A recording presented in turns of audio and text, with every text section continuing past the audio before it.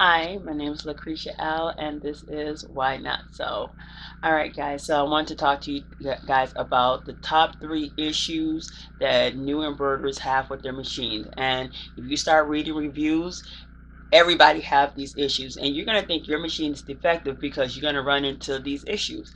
And a lot of these issues, which is nesting and tension issues, which most people have with their embroidery machines, is caused by user error and not by defective machines. All right, so let's get into my top 3 things I had to learn in order to stop or reduce tension and nesting problems. All right, guys, so here we go. Number 1. Okay, I'm gonna switch my camera around because I am actually holding my camera because this is the awkward area to be in. Is, see that?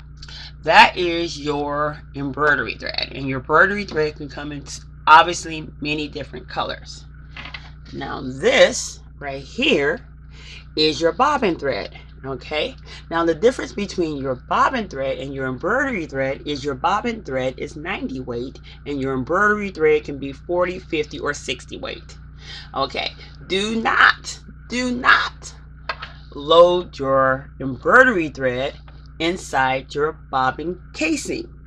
Don't do it. You will get either you will get some nesting problems, or it just won't come out right. Your bobbin thread will start coming above, and no matter what you set your tension on your machine, it will not fix the problem until you get the correct weight bobbin thread with the correct weight embroidery thread. And like I said, your embroidery thread can be 40, 50, or 60 weight.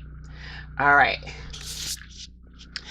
so the number 2 issue that people have with their machines is improper loading of their bobbin of their bobbin thread. Now I'm going to show you to my machine the bobbin thread, how to load the bobbin inside the machine, and the common error or mistake that I was making.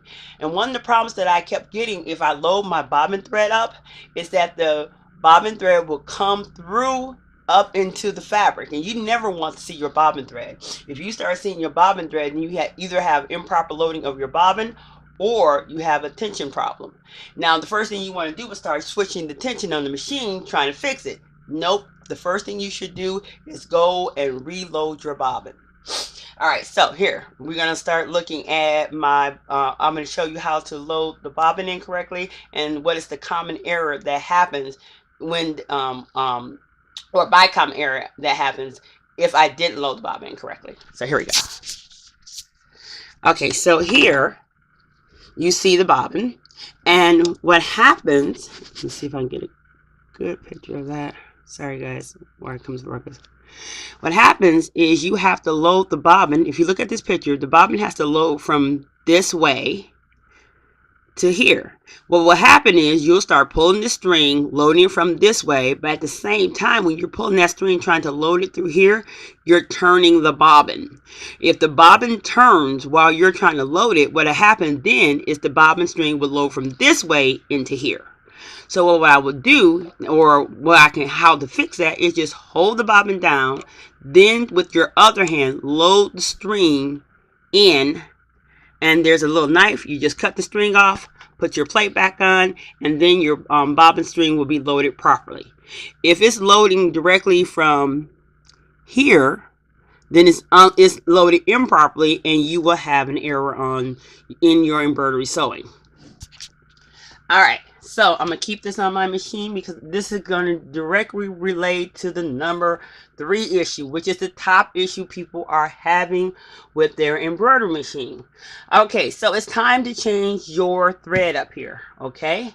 And the first thing that people will do is, okay,